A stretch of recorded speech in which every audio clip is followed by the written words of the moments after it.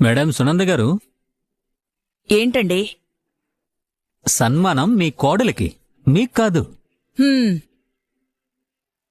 నాకని మీతో చెప్పానా?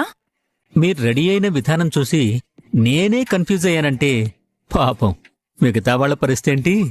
ఈ రోజు సన్మానం జరగబోయేది ఈ సునంద కోడలికండి.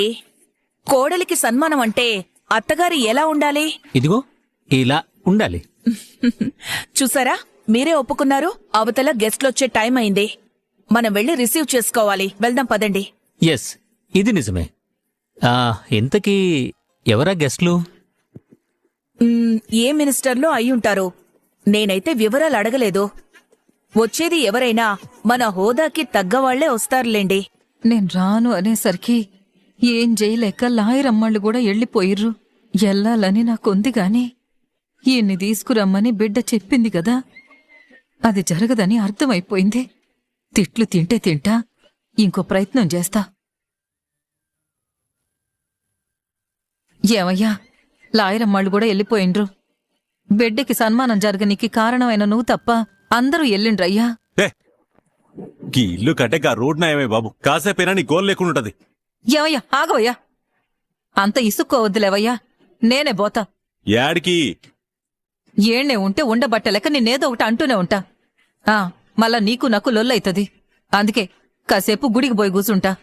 గప్పుడు ఇల్లు కూడా రోడ్డు కంటే ప్రశాంతంగా ఉంటుంది. నువ్వే ఉండు.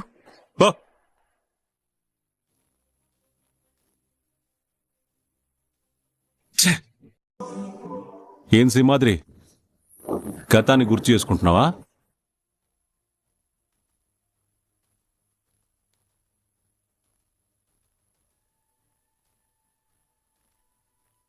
వచ్చిన బిడ్డని ఆ ఎల్లమిచ్చిన వరమని ప్రేమగా పెంచుకున్నావు.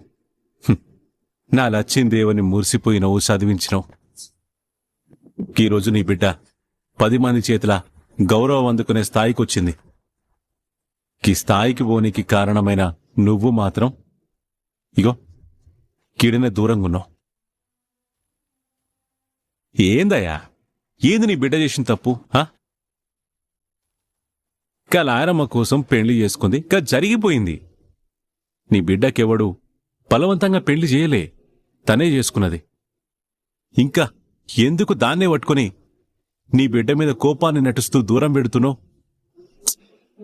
కాసిమాద్రి, క్షమించి దగ్గరికి తీసుకో. నీ భార్య ఏమన్నంటతనా, లేక గబస్తే వాళ్ల కోసం ఆగుతున్నావా? ఎవరి గురించో నీ బిడ్డనెందుకు శ్రీమాద్రి దూరం పెడుతున్నావు?